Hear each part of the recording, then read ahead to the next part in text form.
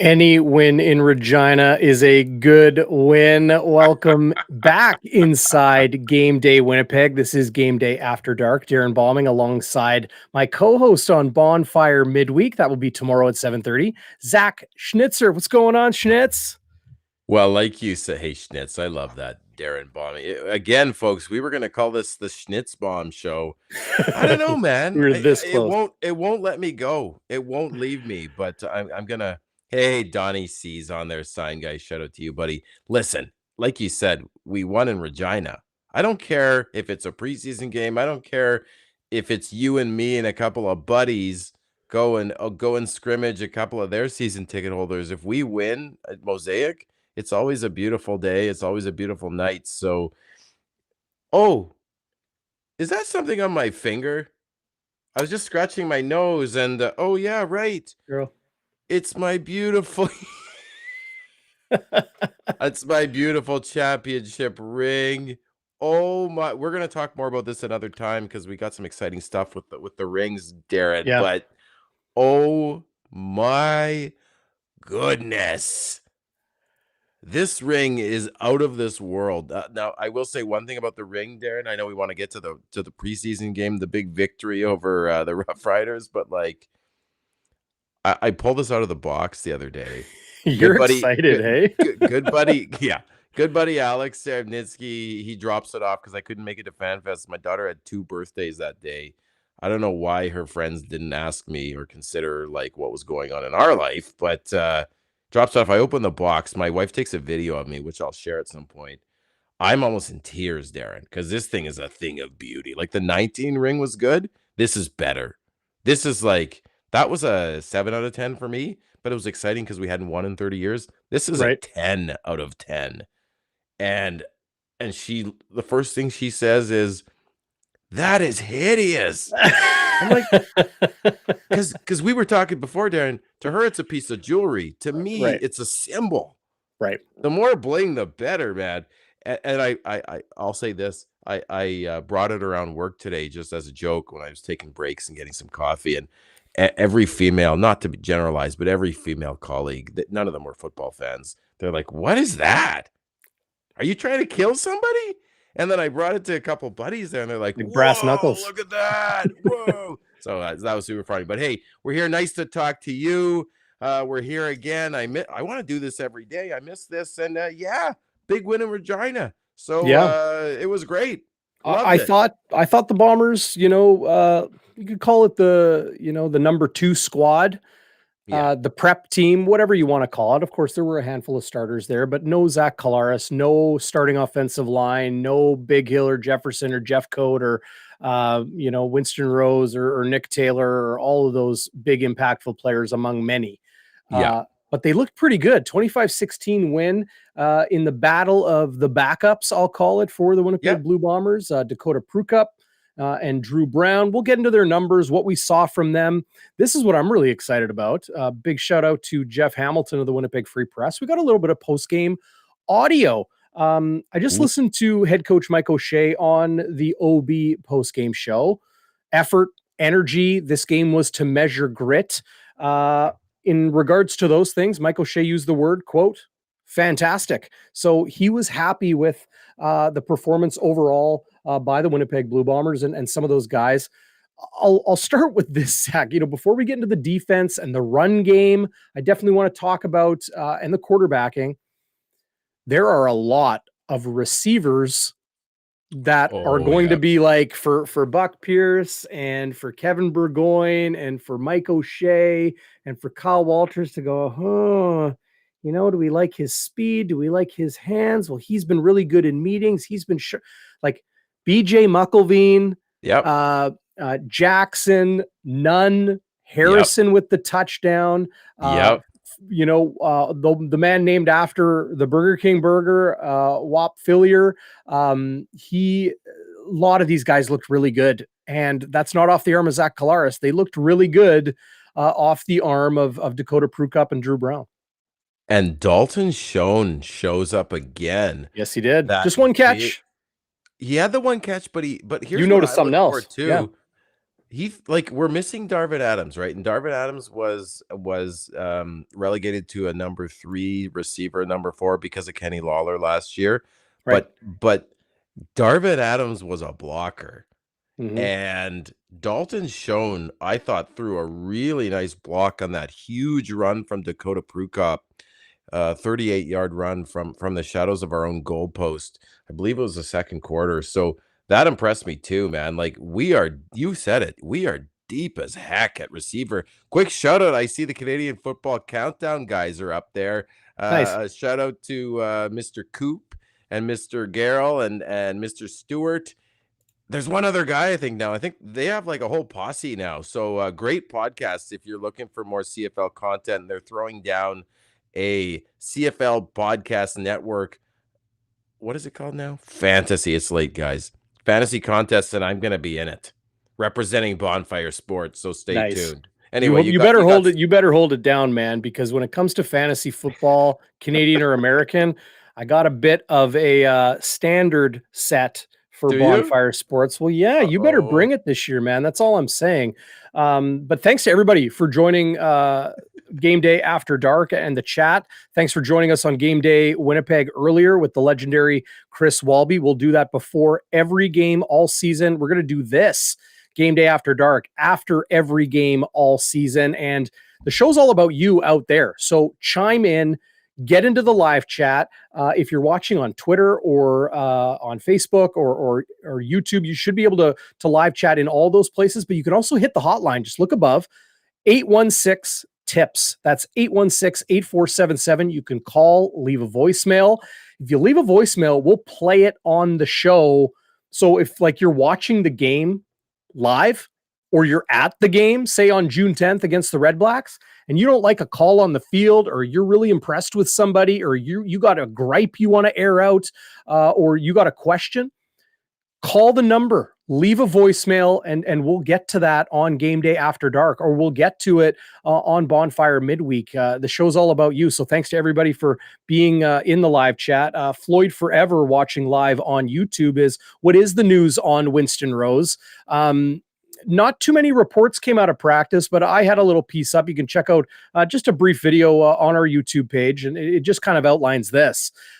Spotted in a walking boot, and no update from head coach Mike O'Shea. I do have an update there on a couple other veteran Blue Bombers players, and if they'll be ready to play on June 10th. So check that out for an update on them. But here's the deal, Zach. When it comes to walking boots, it can mean something bad. It can mean just precautionary. And I'm led to believe it's probably not something serious for Winston Rose. Oh, it's retired guy, Floyd. No way, Brian. Okay. So this retired guy. Stay up late as he wants. He's retired. That's right. That's right. He can nap. He was have a little coffee with brunch tomorrow. But Winston Rose in the walking boot, I don't think it's too much to be concerned about. We're going to wait for Mike O'Shea to speak on that. But, yep, that's where Winston Rose is at. But, if you look at some of the players today, Zach, is there any DBs that stood out to you? Javon Jackson, Corey Strotter,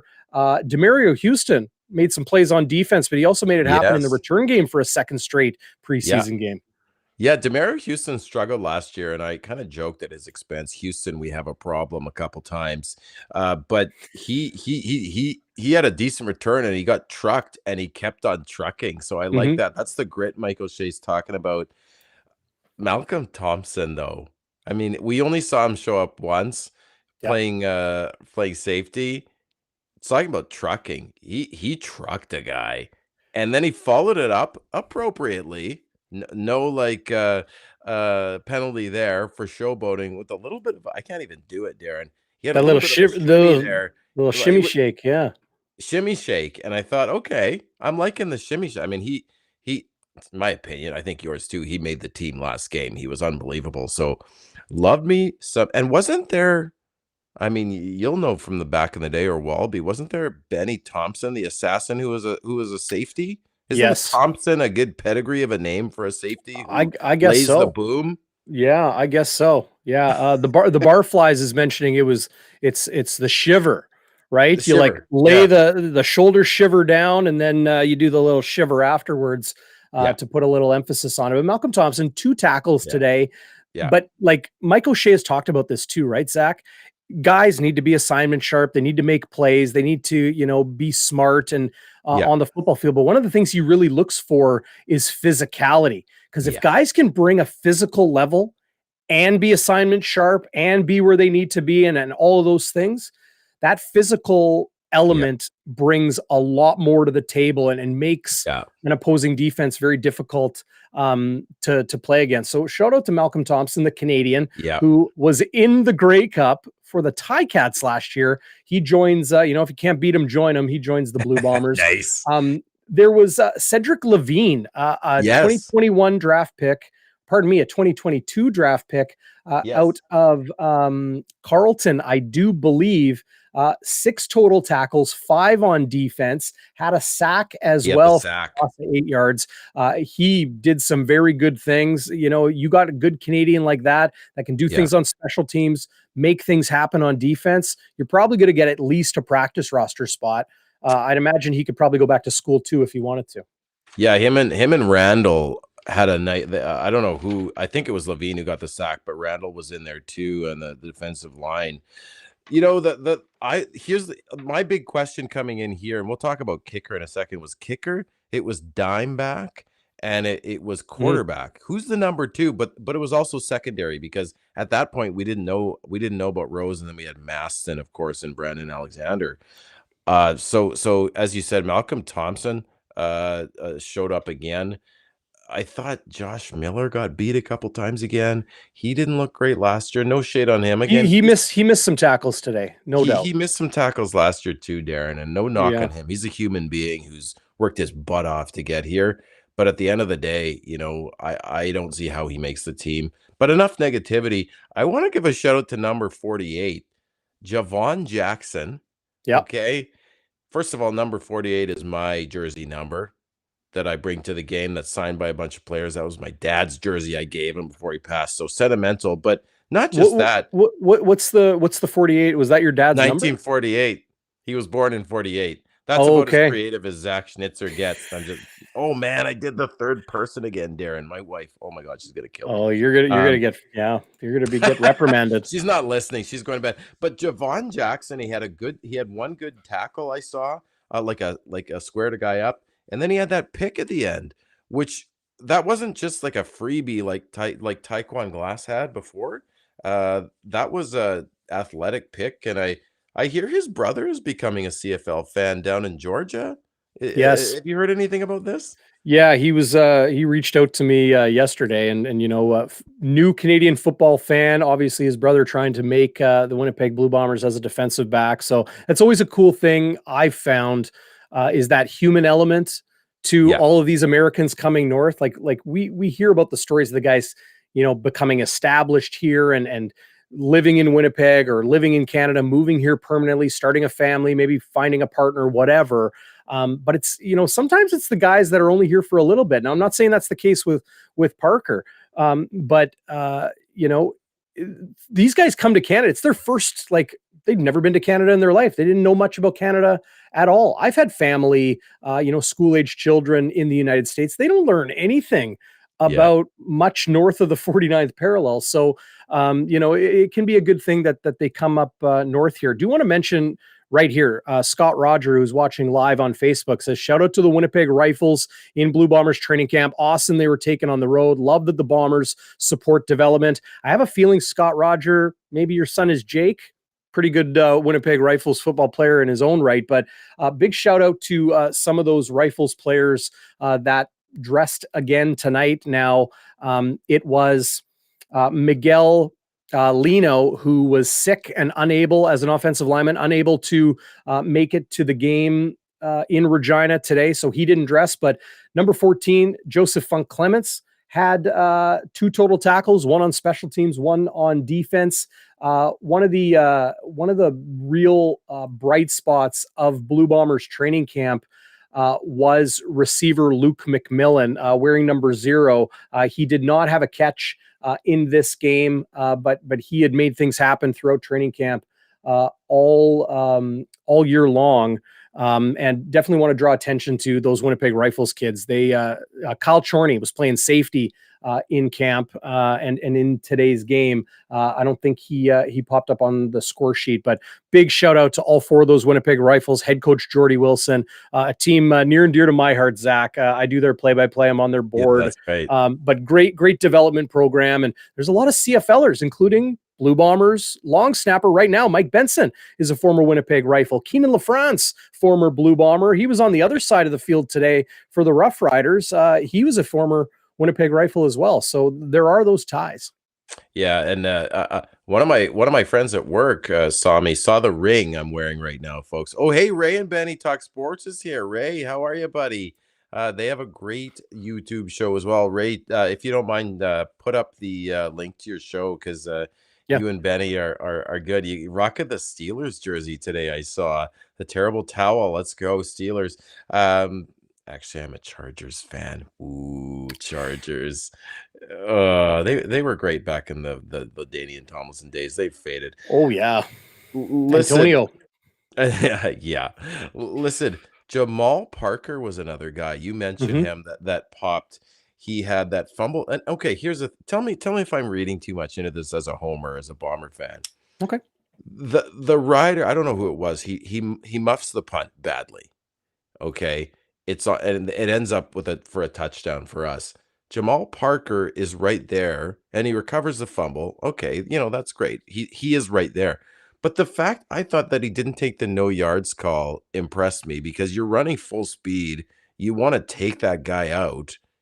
But he has the wherewithal, Darrin, to not encroach on that 5 yards, which would have negated that. And if that's a real game, not a preseason game, that's a big play. If you take the 15 yards and you give up, you basically have taken away your own touchdown off the board. So I don't know if I'm looking too much into that from a football perspective, but I thought, hey, that takes some wherewithal that Mike O'Shea loves, football smarts. And then he stopped that 2-point conversion. And again, it's a preseason game. At that point, it's 18-16, but he made a play on that ball. So it remained a 2-point game, which I think is big. You want your guys in preseason to pretend that it's the real thing, because this is their shot, and you want that mentality, right? And O'Shea talked about that. The mentality was good. The fight was there. So he also had another nice tackle. So number 45 jumped out for me. But tell me, am I reading too much into that punt thing, that he doesn't take the 15 yards? Yeah, I'm just thinking of myself running full speed and then like trying to, weigh that out there and pull myself back. But that's me. Yeah, like in the preseason, you never know, because so many different things are at play, right? But Zach, I want to talk about quarterbacks, because a lot of people want to talk about quarterbacks. Some people in the live chat asking about kicking and some other things. It was Ray and Benny mentioned it about kicking. I'll throw that back up there. Yep. But let's look at the quarterback numbers. And it was Drew Brown who got the start. And as you can see there, 6 of 14, 43%. So not a great number. 86 yards, no touchdowns, no interceptions, had the long of 21 and a quarterback efficiency rating of 63.4. If you just saw that number, Zach, like we're looking at right now, and didn't see the game, you'd be like, oh, okay, well, after last game, maybe it's we're back to even with Pregame, being a little bit more, playing better than Drew Brown. I don't know. Drew Brown to me looked just as composed, looked just as comfortable. I have no problem with Drew Brown making this football club. I have no problem with him being the backup. That said, I don't have any problem with Dakota Pregame being the backup either. And you and I talked about it on GameDay After Dark on Friday in the last game. And that was, well, Pregame is new here. He's brand new to this system. Worked a couple different systems as a member of the Toronto Argonauts, then 1 year in Edmonton, learning a new system there. Then he comes to Winnipeg, right? So his time with the playbook and the system and the people, it's all relatively new. Drew Brown was in a game last year. He's been in the meeting rooms. He's seen Zach Collaros execute the offense extremely well and efficiently. That benefits a young man. But that said about Dakota Pregame, like I tweeted this during the game, And I think it was our good friend Reaper who, gave me the unofficial tweet of the night. And that was Dakota Prukop is, like diet Chris Streveler. I didn't want to call it Chris Streveler light. I called it diet Chris Streveler, because the way he could run, he carried the ball 6 times for 74 yards. He averaged 12.3 yards per carry. Of course, ripping off that long of 35, really helping that average jump up. But 3 runs of 10 plus yards, 1 run of 20 plus yards. Prukop looked dual dangerous tonight. And then it obviously helps when you throw 2 touchdowns. That long one, 78 yards to Whop Fillier is a really nice thing to cap off a day where no doubt the Blue Bombers brass are watching the quarterbacks closely. I think that was one of the biggest questions coming into the game is who's going to be our number 2. And I think a lot of people were shocked how well Drew Brown played. And I agree, like his numbers don't jump out. He's at 42.9% completion percentage. But, as we talked about before, this isn't your starting O-line. And the Riders did have some starters on defense. They had Lacumbo and Robertson, a few other guys that are starters, or they rotate in. So you don't have your starting O-line. I thought Brown looked composed, like you said. Like he was looking at his reads. He was patient. But I'll give Prukop credit. He had 300 combined yards, 2 touchdowns. If he starts the whole game, and I know it's preseason, that's a pretty good game. And the other thing I want to say is grit. We talked about grit. He was not happy with his game. I listened to him talk last week. The pressure's on, right? The guy that's supposed to be below you just kind of blew you away in Brown. And then you've got to sort of pick up your bootstraps and say, hey, I've got one more shot. I'm not saying Prukop would have been cut if he didn't play well tonight, but who knows, right? No. Especially with the specter of Chris Streveler out there. I thought Prukop played a whale game. It wasn't perfect. He missed a couple guys, but boy, does he have wheels. Yeah. Wow. The Edmonton Elks play of the year in 2021 was like a 45-yard touchdown Dakota Prukop / the Blue Bombers defense in Edmonton. That was their play of the year. It tells you what type of season they had, needing to clean house afterwards. But Prukop can move. Yeah. Is he a bull like Chris Streveler? No. No one runs like Chris Streveler. No, nobody. I don't know if anybody ever will again. But and here's the other thing too. Like you mentioned the prospect of Chris Streveler. I would be very, very surprised if he signs in the CFL this season. He is on his 3rd NFL team in less than a year, right? Yeah. He's been in the NFL for over a year, but he's on his 3rd team in less than a year. He's a quarterback. We know how quarterbacks are handled in the National Football League. He's going to get it's a term a lot of players don't like, a lot of people don't like because it's insensitive, but he's going to be recycled. He is going to be given another opportunity with another team. You think? He's been on 3 teams there in Arizona, right? He had his chance, mind you. Yep. Cliff Kingsbury admitted he didn't put him in a good spot there. I think he deserved another shot. Then he goes to Baltimore. Then he gets cut by Miami. I hear what you're saying. Is he though? It's 3 teams already that have passed on him. Quarterbacks, teams know that they bring these quarterbacks in for a reason. Like Arizona obviously saw something in him. We've seen something in him here in Winnipeg. Baltimore saw something in him. And Miami saw something in him. But in the NFL, with the salary cap and roster limits and offseason and futures contracts and all these things can get lost in the shuffle. There are paper moves that need to be made sometimes. And well, if a team needs a quarterback, they're like, okay, we can grab a guy that, comes out of TCU or, Division II somewhere. And it's like, well, what are we going to get with him? We know, like if I'm a GM of whatever NFL team, the London Beefeaters, expanding to Europe, and I need a 2nd string quarterback or a 3rd string quarterback, and my options are limited. Well, these 3 teams saw something in him. I Yeah. see what he can do in the CFL. I see what he can do for the Arizona Cardinals. And no, he didn't knock anybody's socks off, but at least he has some game experience and he's played Right. in the league. So I just don't think he's going to come rushing back to Canada, because you sign here, you're here until December, right? Right. You're not going to join an NFL team in December. No, it's playoff time almost. He's already showed the NFL the tape that they need to see from the CFL. I get what you're saying. Part of it's wishful thinking, right? Mm-hmm. And I see Andrea saying there, I hope Streveler comes back. I mean, not only is he a great player, you know, his arm needs to develop a bit, but he's a legend. He is a legend with that fur coat and all that stuff. He's lit. But who's number 2, Darrin? Like, have we decided? Who's number 2 quarterback? Is it Prukop or Brown? So like the guys on the TSN panel were mentioning that they give the edge to Prukop. Now they mentioned that in the pregame, right? Yeah. Or maybe it was halftime. Either way, it wasn't before we saw Prukop kind of go off today, right? Experience in the CFL, experience in pro football, like we were just talking about Chris Streveler, experience matters. It absolutely matters. You give Prukop a little bit more time, he's going to settle in. Like it's his 6th season in the Canadian Football League. He knows what he's doing. Drew Brown is showing great things.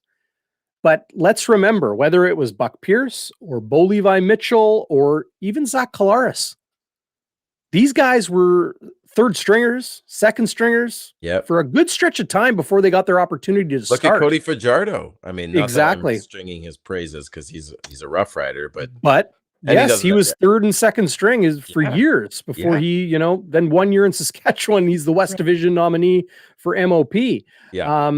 But you know, Elite Percent, he clarifies, you know, later he says, I'll give the edge to Drew Brown. You know, it's going to be interesting. I don't know who to give one to. If I had to right now, I don't know if I could name who the number 2 would be. Who's your number 2, Zach?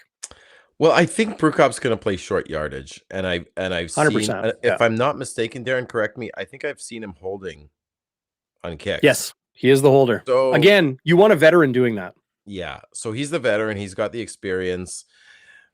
I think they'll, based on today, and maybe impressed by the jump he took from game 1 to game 2 with a four-day turnaround, right, and a flight in there. They did fly to Regina, I believe. I don't blame them. That drive is absolutely the worst. I mean, if you are doing that drive, that's a perfect time to recap the Bonfire Sports podcast. That they do come out to podcast, Darrin. I'll give you some props. They come out real quick. So I'd give it to Prukop. Friday, I would have given it to Brown, but I think Prukop showed enough today. Oh yeah, Matt Nichols took 4 years, right? But Elite Percent I'm seeing up there too. Like I said too, like Prukop did miss a couple of easy throws. So I don't know. Both of them aren't perfect. I would give it to Prukop. What about you? Right now, I'd give it to Prukop. I think Drew Brown. It could be Drew Brown, right? Like you know, dummies like you and I are making the decisions, right? It's think for yourself, Bomber. It's the smart guys making 6 figures down Chancellor Matheson, and rightfully so, because you know they know what they're doing. When you got Danny McManus in the room, I think you know you're going to be okay in making decisions about your starting quarterbacks. This Blue Bombers franchise, with where they're at right now, and you know, thinking about where they were several years ago, you give them the benefit of the doubt. I think they're going to make the right decision. We hope we don't have to see the number 2 quarterback, right? So I think it's a no-brainer though that Dakota Prukop will be the short yardage back. He's fast, he's big, he's, you know, that size and leverage, being the holder on field goals. Like, you know, think of the playbook. It all kind of develops with that same short yardage, wedge, field goal package, that sort of thing. So for him to be there, it kind of tells you, you know, similar to Sean McGuire last year, he was the holder and was the short yardage quarterback as well. So very likely that'll be the case. Can we talk about running backs? I want to say this, Zach. Yeah. I'm a huge fan of Kyle Borsa. Yeah. I knew he had what we saw today in him. But there it was on full display on television for everybody to see. He is a young, talented, gifted, and athletic football player who is doing in the pros right now. And I get it's preseason, all of that, Yeah. but he's doing in the pros right now and did it tonight. What he did all throughout a very impressive university career with the Regina Rams. Big shout out to the Blue Bombers 2021 draft pick, Kyle Borsa. He was awesome to watch, wasn't he? Yeah, that 17-yard run he ripped off, and I didn't see the number at first, and then I saw Borsa. I was like, "Yeah, man, that's sweet." It's nice to see. It's nice to see the pipeline of young Canadian running backs for the Bombers. I love it. I Now absolutely love it. Me too. Like you've got great options there. I know the guys on TSN were talking about who they see. Okay, it's Brady Oliveira's backfield. Johnny will be it's going to be a backfield by committee. It was a backfield by committee when Andrew Harris was here. We saw all three running backs there. I expect to see all three of these Canadian running backs in 2022, let alone Greg McCrae, who 4 carries for 39 yards, had that long of 24.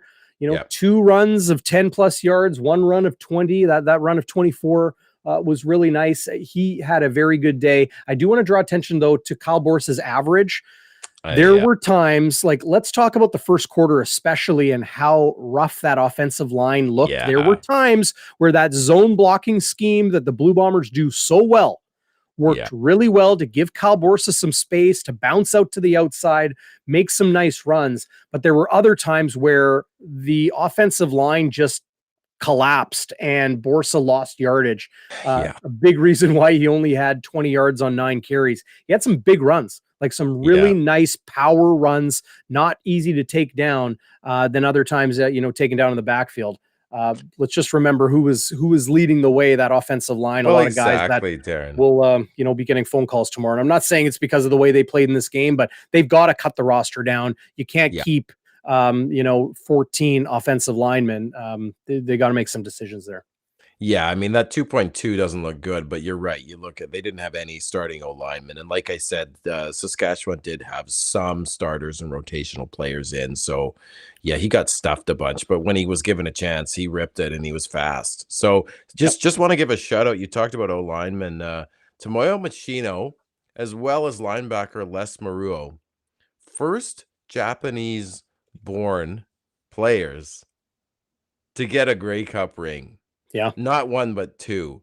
I just think that's super cool. We have Homer Sakai. I think it's Homer.Sakai at Homer.Sakai on Twitter. He's a fan of ours. He was piping up about that.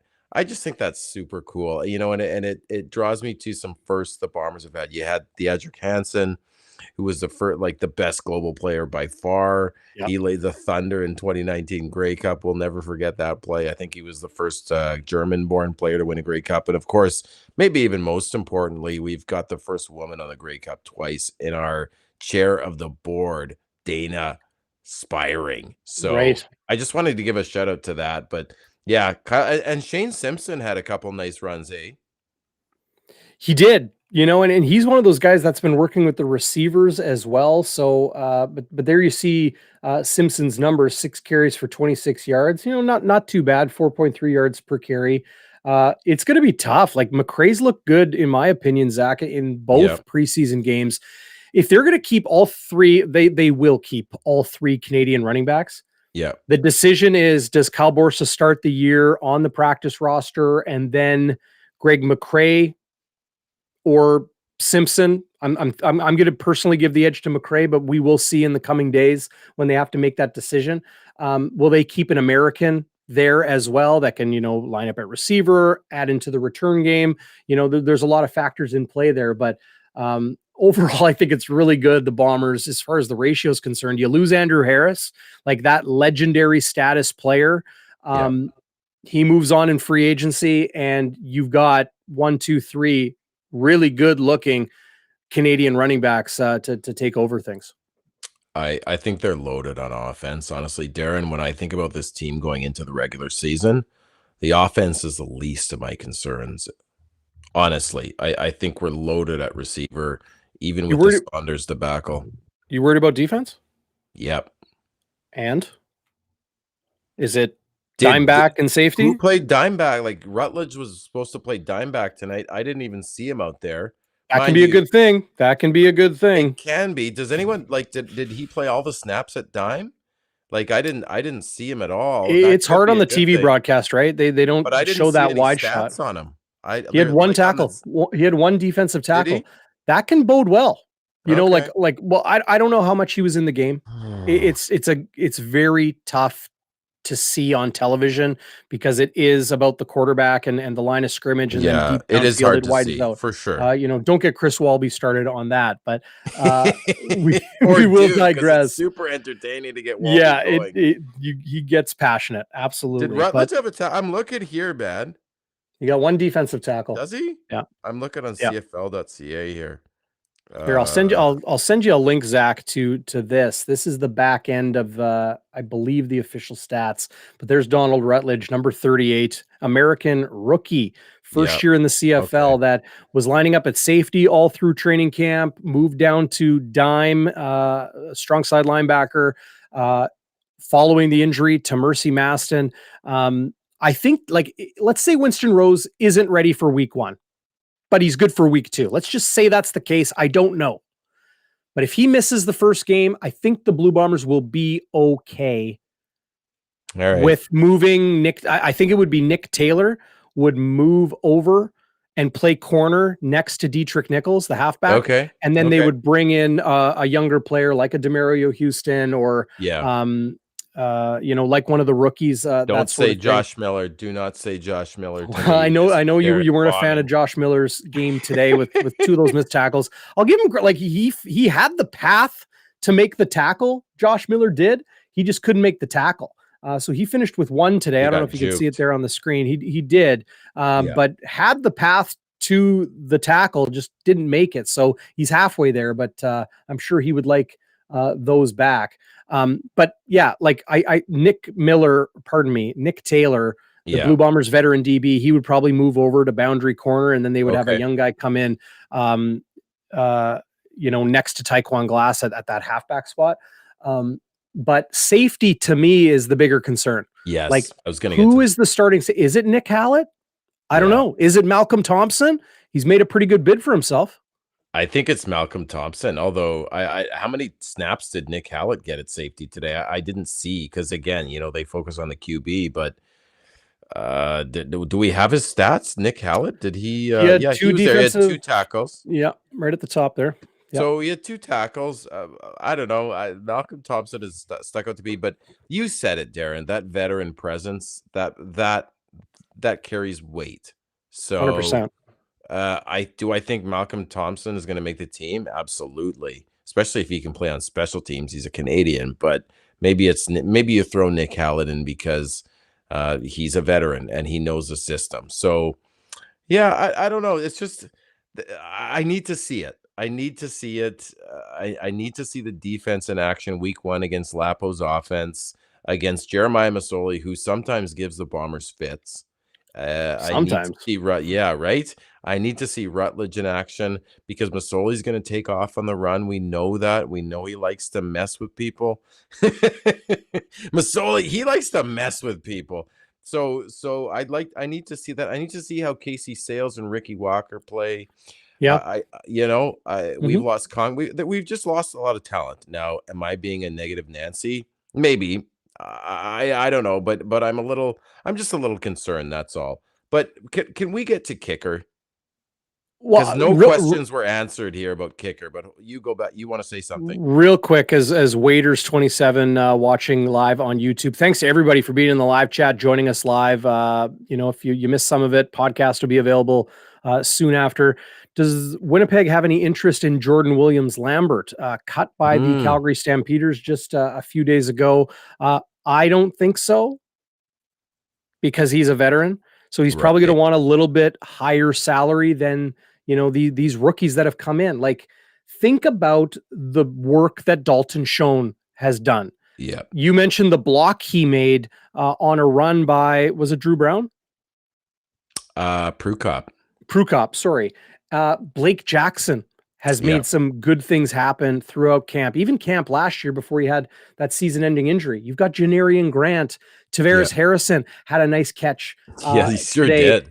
Wap Fillier had that long touchdown grab. Antonio Nunn had a nice catch. I'll give Antonio Nunn the catch of training camp. He made a great one in the first few days of main camp. BJ Muckelveen, I thought played well today. He's been banged up for a lot of camp, but he showed well in the early days. TJ Simmons had some, they've got a lot of guys, a lot of good young guys. I don't know if you got to throw a bunch of money at Jordan Williams-Lambert. I wouldn't. Plus, he played for the Riders. That's such a fan comment from you. It is. Not surprised. I have nothing but love. I've personally, Darrin, I've never been a Rider fan. I didn't like, honestly. I've never, but mind you, I was on with Travis. There are cousins. There are cousins. We just don't kiss them. Cousins. I won't talk about that. I was on with Travis Cura today to talk Bombers. Mr. Travis Cura of 2 and Out CFL podcast. Awesome guys, him and Brazilian Tie. I won't tell you guys why he's called Brazilian Tie, but we were talking Bombers and we were talking what were we talking about? What were we just talking about? It's late, Darrin. My brain. All the receivers. We were talking about all the receivers. And I told him, we are super deep at receiver. I know he's no, that's why I thought of him. He's a right. And I'm starting to talk like Walby. Where was I going with that? Oh yeah. But I can't pull it off like Walby because he's a legend. So now people are just thinking what the heck is Zach talking about? Nobody can do anything like Chris Walby. So don't beat yourself up over that. Beat myself up. But anyway, great guy, Travis Cura. But I do think, we got Brendan O'Leary Orange. And again, we haven't seen much from O'Leary Orange, son of one Doyle Orange. But it's a privilege to have that much depth at receiver. My God. Yeah. So I'm not worried. They're going to be just fine. They're going to be fine. Do you share my concern about the defense, or am I just being a little bit negative? Look, it's the preseason and it's okay, Mercy Maston's down. Winston Rose might be nicked up and Brandon Alexander isn't going to be ready. This could be week 14. And it'd be the same story. It'd be Jackson Jeffcoat is a little bit banged up and Adam Bighill's, a little bit tight. And, Nick Taylor's getting through some things and so-and-so's out for the season or out for the next 6 weeks. This is football. You're going to be down a guy or two. The Blue Bombers defense has been elite for, if you want to go by calendar years, 2.5 years. Yeah. Right? Since the fall of 2019, they have been elite. Yeah. So I'm giving them the benefit of the doubt in the preseason when we haven't even seen the whole playbook. We haven't even seen them play in a meaningful game. We haven't seen all the guys go series. Yeah. So, that's when it'll matter. June 10th with the Ottawa Redblacks in town. That's when you start, in my opinion, you start judging what you have. You can talk about concerns who's going to be the starting safety? If Winston Rose misses some time, who's the boundary corner? What are they going to do at dime back? What rookie step? Absolutely. But do I think them as a team? Am I worried? Not at all. Not at all. Willie Jefferson, Jackson Jeffcoat, and Adam Bighill are 3 of the best players in the CFL today. They're all healthy and full guns loaded, ready to go for June 10. They're going to be just fine. And then you throw in Kyrie Wilson. Yeah. Right.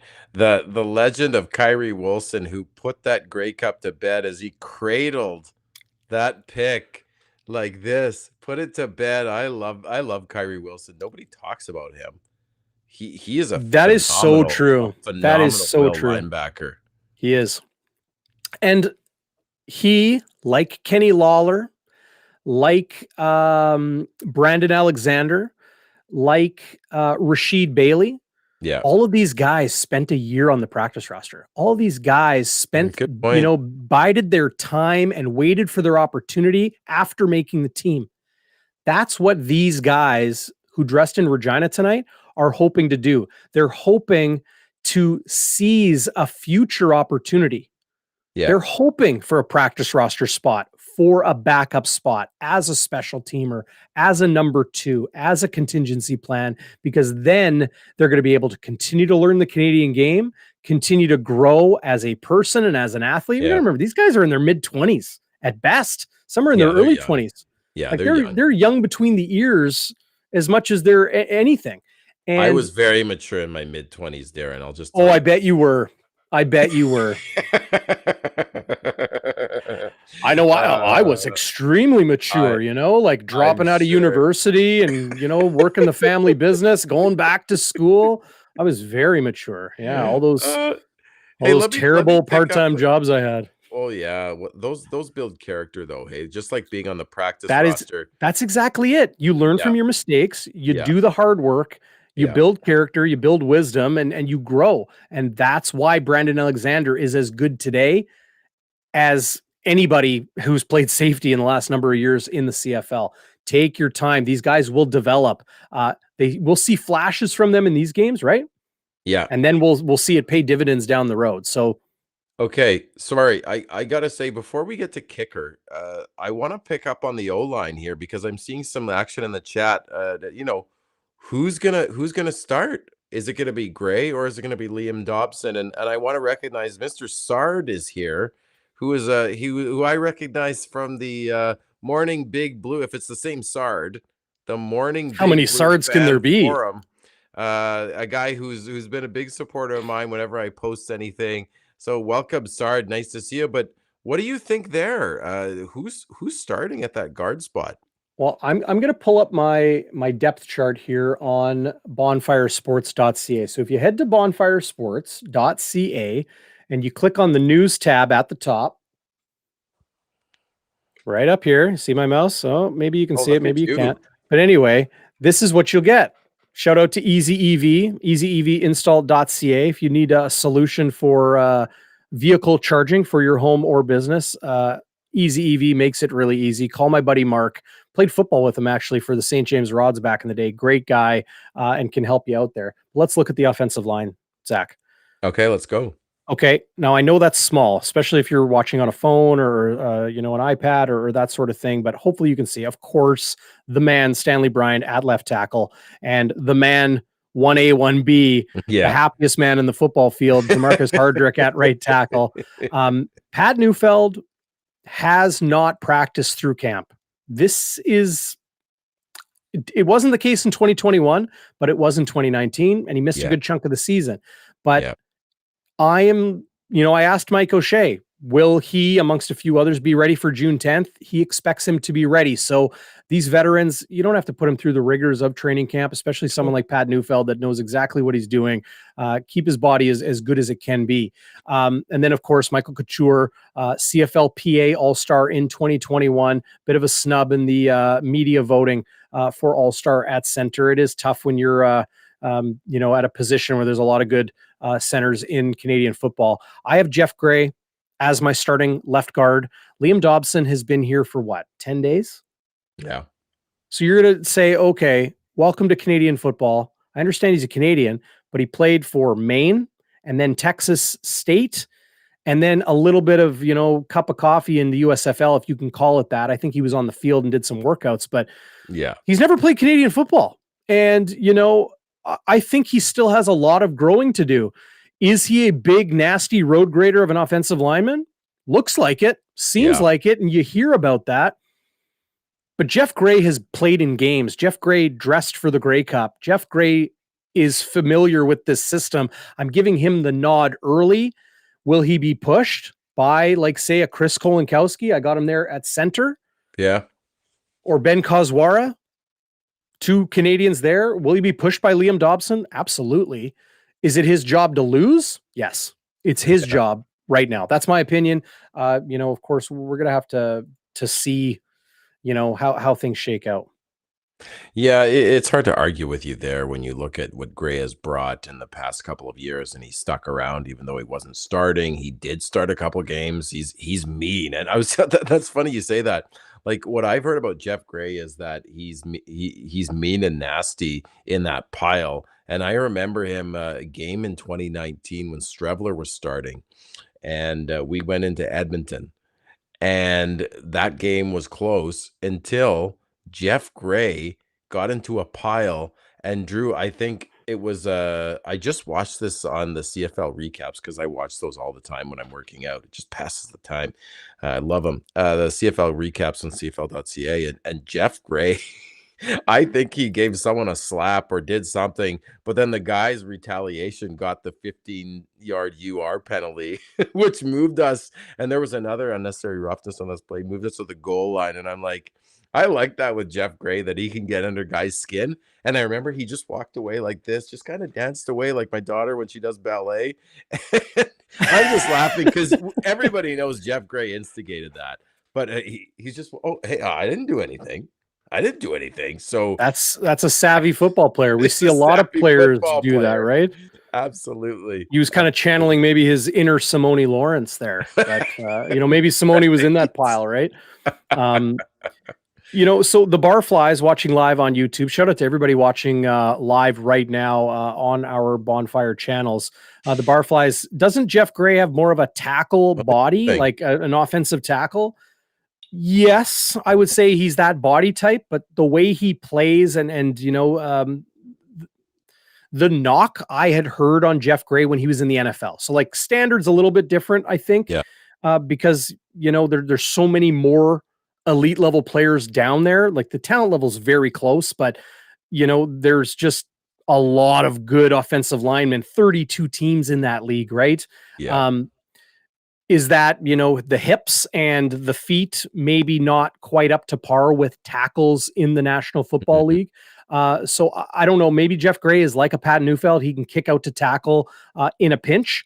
I do remember, I think it was mid last season, Zach, I could be mistaken, but there was a time where the Blue Bombers needed to shuffle things around because Stanley Bryant was out for a little bit. And I think Michael Couture played tackle. Really? He's a short guy. So it really do you need to be tall and long to block a Jagarid Davis? I don't think you do. He's not do you need to be tall and long to block a Willie Jefferson or an AC Leonard? Yep. You probably do. But you don't always need to be that body type to play tackle. And in Jeff Gray's case, I don't think you need to be that body type to play guard. Well, let me ask you quick, if I can, Darrin. Like, tell me the difference. Like, I think I know some of the difference, but what's the difference in the body type between a center, guard, and tackle? Well, center and guard are I'm no expert, but a center and a guard, these guys are pile pushers, right? Yeah. Tackles on the edge, you need to be able to take a speed rush. You're going to get the occasional speed rush to the inside. Chris Walby likes to, talk about twists. It's where a D end and a D tackle, like interior guy on the outside, guy on the inside, they'll twist and, trade spots as they rush upfield. Jake Thomas does that really effectively with the Blue Bombers edge, the Jeffs, as we affectionately refer to them.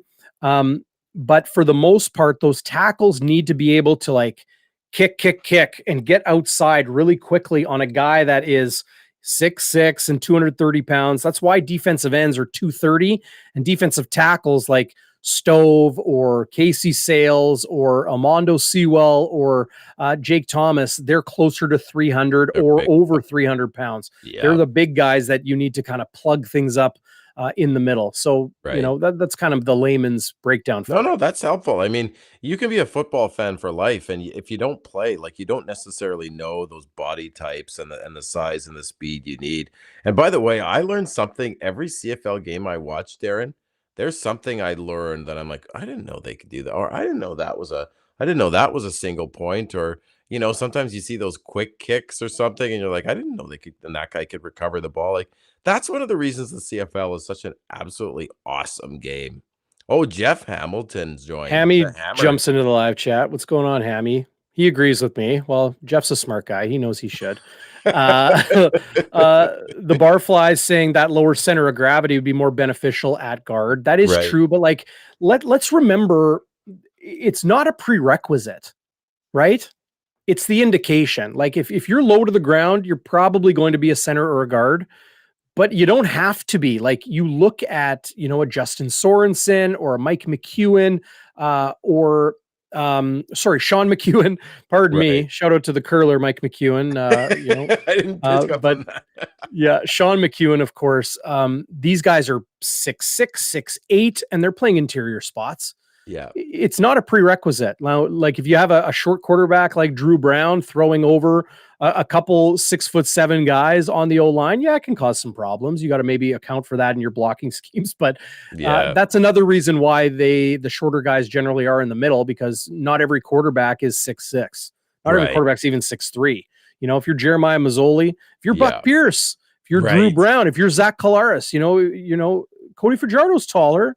Trevor Harris is a little bit taller. McLeod Bethel Thompson is taller. Vernon Adams isn't.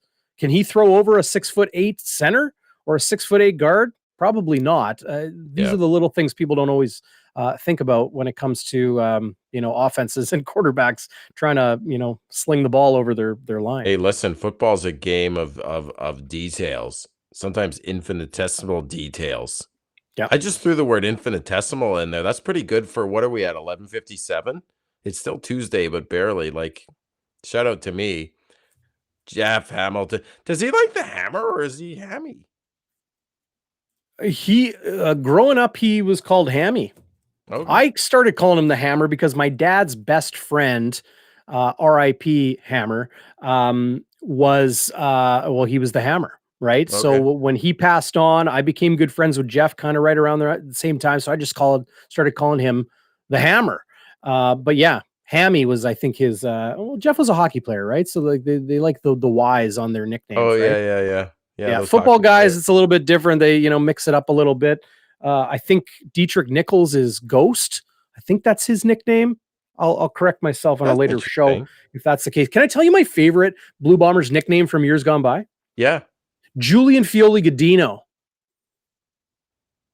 Chi-Chi is what his teammates called him. Chi-Chi. You'd hear that in the practice field. I thought that was hilarious for a guy, born in the Caribbean. I don't know if Chi-Chi is a Mexican reference, but he is from the Caribbean. Well, now it's escaping me, the island, but I digress. He is a national because of that. That's a small detail. I'll forgive you on that one, Darrin. Well, yeah, I don't have all the details all the time, right? Not all the time. But, most. Sure. Well, it's coming up on midnight here in Manitoba, in the Peg City. Regina didn't change their clocks at spring, so they're an hour off of us. So that's where there, man. They even eat their pizza in squares. Apparently, sure. I've heard about this Regina pizza. Has anyone Western pizza? I've had it. I've had it in the penthouse of the only building taller than 10 stories in all of Regina. I think it's the Sheridan. I had it in the penthouse there. We had a hospitality suite one night. I think it was during CFL week. I had myself some Western pizza with the late Warren Woods and Jamie Nye and Ariel Zur and all Murray McCormick and Daryl Davis and all these great people that cover the Rough Riders out in Regina were there. Lots of Winnipeg people too. Western pizza is pretty good. For square pizza, where you got to eat the pieces in the middle with no crust, it's just kind of a mushroom cap of cheese. It's good, but it's weird. It's kind of like Regina personified. It's good, but it's weird. It's good, but it's weird. Well, I like it when they're bad and weird personally, but I haven't been to a Labor Day game. I call myself a super fan. I'm going to have to get to Labor Day this week. I'm going to have to try some Regina pizza, drink some Pilsner. Although apparently, Darrin, did you know this? I talked to Mr. Safamod, mayor of the Piffles podcast. Yeah. Apparently they don't actually like Pilsner. He's like, Pilsner is dog piss. We don't like Pilsner. It's like Foster's. Everyone's like, oh yeah, Foster's, Australian for beer. Nobody in Australia drinks Foster's. Nobody. It's like you go to Montreal or Winnipeg nobody drinks Canadian. No, it's so true. Who drinks that? Nobody. Hey, sorry, I'm interrupting. Well, somebody must, but somebody, I don't. But we can't finish this though without talking about kicker. You have any questions answered today on kicker? Because I sure didn't. One quick beer gripe. Yeah. Molson is eliminating standard lager. breaking the hearts of many. Me not included, but breaking the hearts of many. Shame on you, Molson. Shame on you. You see my look. I'm like okay, just smile and nod here to Darrin. Like what? Look, What's if you're watching, if you're watching or listening out there, like I prefer locally sourced beverages. Fair, And me too. we would love to help promote your product and grow your business. Walby is thirsty. There's nobody better in this world to promote your product and your local Winnipeg or Manitoba beer than the legendary Chris Walby himself. So give us a call on the hotline right there, 816-TIPS, 204-816-8477. You can text, you can leave a voicemail, and let us know. Let's get you on board. Let's get a bonfire beer going for the Blue Bombers. I think that would be a heck of a lot of fun. Kicker, Zach, you have thoughts? Go. Well, it was one of my biggest questions coming into the game. I would have. I know O'Shea. He isn't a show. He's not a media guy. O'Shea didn't want to kick field goals today. He wanted to give the quarterbacks a chance on third down. I get it, but I have a lot more questions from Friday based on how Ali Mortada played. Hadley, how's it going, buddy? Love me some Hadley. I didn't have any questions answered. I mean, I'll just quickly pull up if you want to look at the kicking stats. Here, I'll pull it up. Jumps out. I mean, kickoffs, both had a decent average. Punting, Ali Mortada again didn't have a great punting average, but Legio did. So I think Legio's obviously, unless this Hackett guy comes up, apparently he's got some wonky punts he throws down. That were giving the kick returners fits in camp. So I'd like to see him come back from Utah. But Ali Mortada, like you're telling me, Bombers, that our starting place kicker is Ali Mortada going into week 1. That banner drops. We've had a crap winter and spring. Like people want to see the Bombers, firing on all cylinders. And I swear to whomever, if Ali Mortada goes out there and he plays like he did last year, oh boy, like there's a big storyline. So I am not feeling comfortable with our kicking game going into June 10th, Darrin. So there was a situation where the Blue Bombers had an opportunity to kick a field goal. I think it would have been like a 12-yard field goal or something like that. The Bombers just kept kind of working on their goal line package. Mike O'Shea did mention on the local radio broadcast that, in season, you probably take the points. You probably take the 3 points. But of course, what are you going to get out of a 12-yard field goal attempt in the preseason? I get it. Nothing. Not much. You probably want to score a touchdown, and then you can get a 32-yard attempt, right? You can get the convert attempt, which is probably a little bit more, well, it's definitely more of a challenge, right? So, that might have been the case there. I know some people were wondering about that, but when camp was about to get going, like remember back 3-4 weeks ago, Zach, we heard from Kyle Walters and we heard from Mike O'Shea, and they were both saying, the Blue Bombers, we are open to bringing in a veteran kicker. It hasn't happened. Have I seen a veteran kicker sign with another CFL team in the past month? No. So who's out there? Who's available? Who wants to maybe move on from their NFL opportunity if it's an American or a Canadian? Liram Hairelahu always pops to mind, our old friend here in Winnipeg. Yep. Really good football player, even better guy. I'm a big fan of Liram Hairelahu and his story of being a refugee and immigrating to Canada and just the unbelievable strife that his family had to go through in Kosovo, before coming to Canada. That all aside, how proud he, his family, his community is, here in Canada and in Southern Ontario since he's settled. But that name always pops up when it's, hey, is Liram want to come play for the Bombers again? I don't think he would ever close the door on it, but he's still getting NFL opportunities. And similar to quarterbacks, when it comes to kicker, do you want a fresh guy out of college, or do you want somebody that's made field goals in games? like a Sergio Castillo, like a Liram Hajrullahu. There's an American and a Canadian example right there for you. Might have, who knows? I don't know. Zach, we might just have a similar situation to 2021 again this year. Yeah. Where Liram comes north, joins the Blue Bombers right in time for the playoffs. I'd be very happy unless Murtada is okay by then, or even if he's just average, I think that's fine. I'll take it. Donnie, Don can kick. It's Donnie, no, we need you in the stands heckling the crap out of the other team. So receivers like SJ Green drop the ball because they're mad at you for talking about his wife. And by the way, whoa, no, but Donnie didn't say anything bad. I won't tell you the whole story now because I think people are tired, but he didn't say anything bad. He just said just the right thing, and it was just right on the line. It wasn't anything bad about his wife. But he just got into his kitchen enough. He got into his kitchen enough that SJ Green dropped, I think it was maybe the winning touchdown. So unless you can be a master heckler and kick, Donnie, there is no way we're taking you out of section. What is it, 107? You correct me on that. I think it was one. Waiters wants the story now. We'll leave it. We'll tease. We've got a show tomorrow.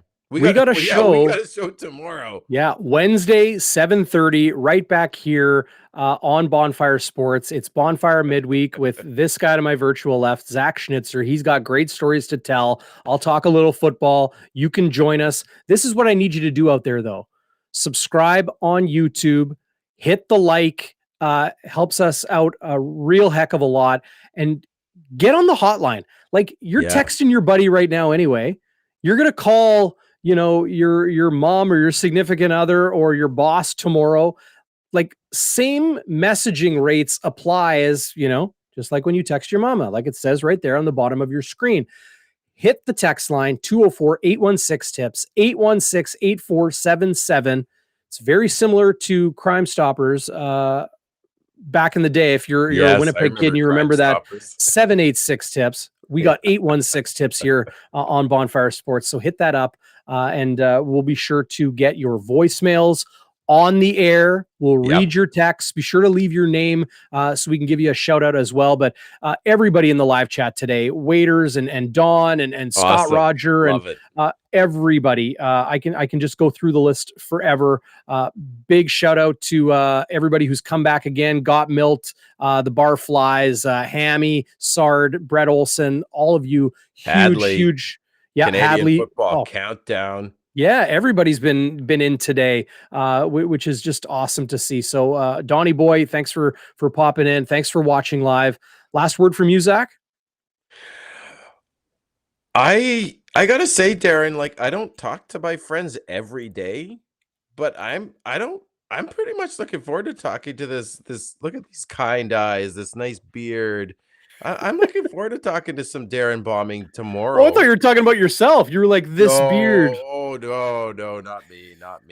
I'm looking forward to talking to you, buddy, and chopping it up, stoking the fire on our last Wednesday midweek show. We're gonna tease our first fan guest. He's not coming on this week, but I have an exciting fan guest that's going to come on. It's going to be great. We're going to talk a little bit about that Grey Cup ring. Who knows? Maybe we're going to tease some prizes that are going to come your way for listening, folks. Yeah, we don't want to say too much, but it's going to be awesome though. Yeah, it's going to be awesome. Forward to it, guys, and we'll see everybody tomorrow night. And don't forget to listen to that podcast and do hit up the tip line, because if you're like me, you're always thinking about the Bombers, even when your wife is talking to you. So I got the Bombers. Speaking of the text line, I got one. Yeah. So they didn't leave their name, but they're saying, are the Blue Bombers making cuts tomorrow? I don't believe so. They're going to come back to Winnipeg, break everything down. Yeah, it's unclear right now with the work stoppage and the delay to training camp and everything. Everything got shifted around. So the cut down dates have all moved. They did need to cut down to 75 back on Saturday following that first preseason game. No word when they need to set their actual roster.